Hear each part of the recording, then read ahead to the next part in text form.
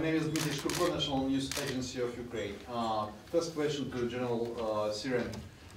You mentioned today that energy security is one of the global threats and challenges Europe facing now. What kind of efforts could be done from a military point of view to meet that threat and challenge? And the second question to Monsieur Guagliini. You mentioned that the space and airspace become more and more global. What kind of lines of cooperation with the Fed countries like Russia, Ukraine, some other countries of the world you see in the space industries to meet those requirements of a single military cooperation? Thanks. Concerning the energy flows, it of course depends where the energy flow is, if it's on the seabed or if it's on land. But generally, I think it's very important to, both with civilian and military means, control the security of this flow in order to secure a safe environment for the inhabitants. And we also have seen that energy flows on board or in gas pipes or whatever can be a target for terrorists, and of course we must take measures in order to avoid that. So that's some very short reflections on that.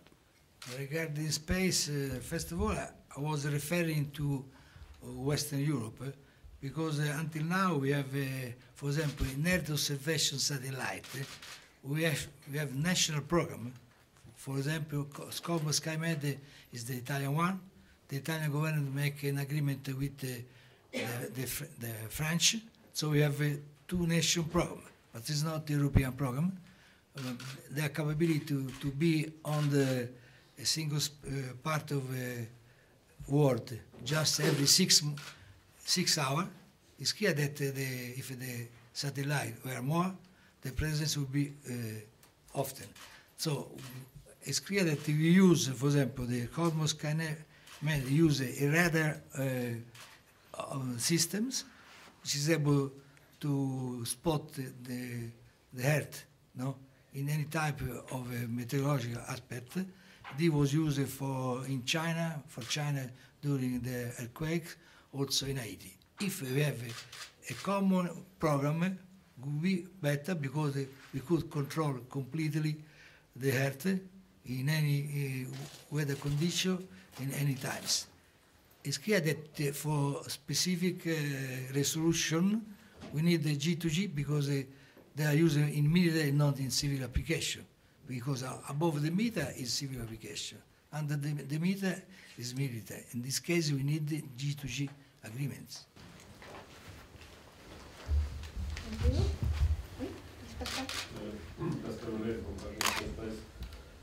I just wanted to ask all the participants that in fact we have a new fashion in town, which is always to say we should connect civilian and military capabilities, but I don't understand exactly what it is new really, because it has always been the case in the past conflicts and anywhere in the world that the capabilities of a state, be it civilian and military, are linked, and especially in case of threat for the security of the state or security of the territory.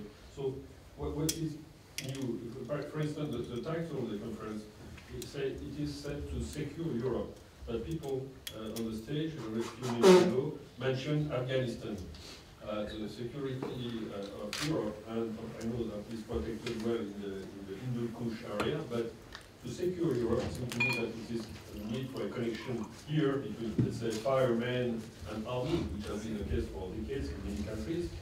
Or is it simply that we want to integrate civilian and military apparatus? Because it is not very clear. I mean, what is new and what do you want exactly? Can you give some substantial and concrete examples?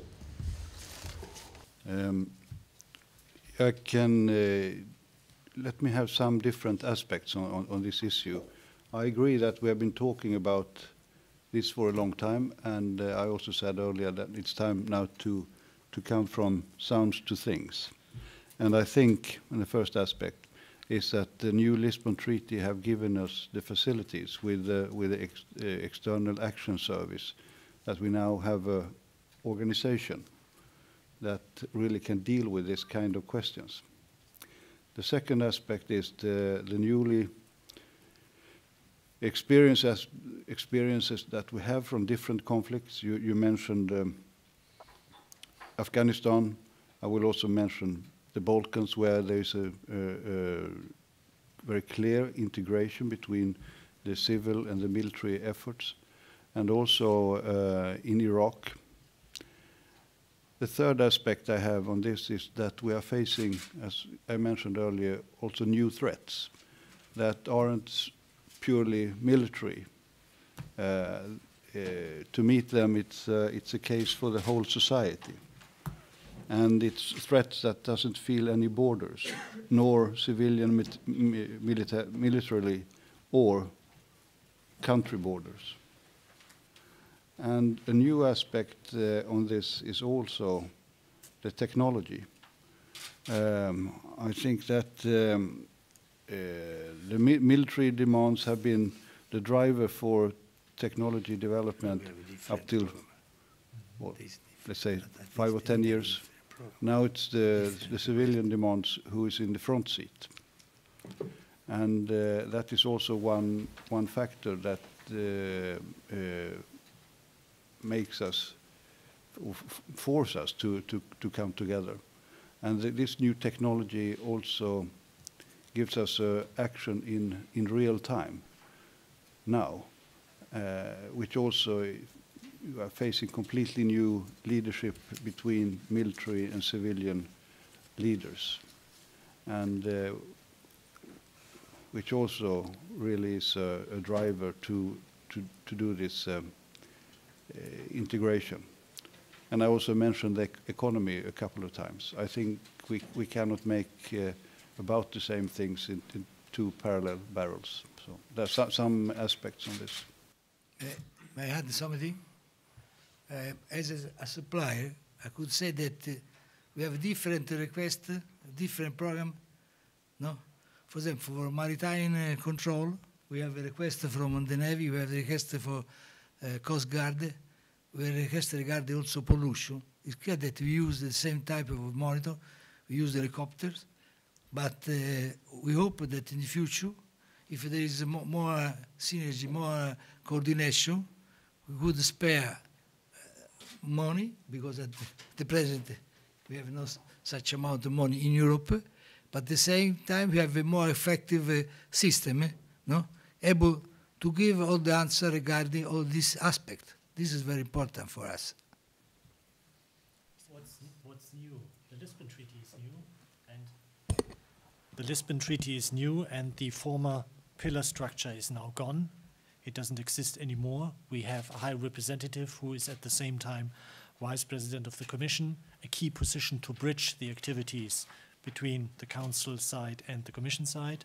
What is new? There will be the creation of a European External Action Service combining the military operations planning and the civil mission planning.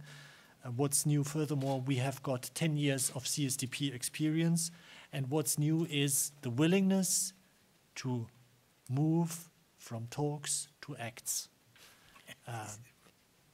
We have been talking over a certain period of time now about the comprehensive approach, and now we have a sound legal and political basis to start working on it, on its implementation, and overcome the only talks and address concrete topics. What's new? The economic pressure is increasing day by day, and member states have to become innovative, and EU institutions have to become innovative as well to make better use of European taxpayers' money.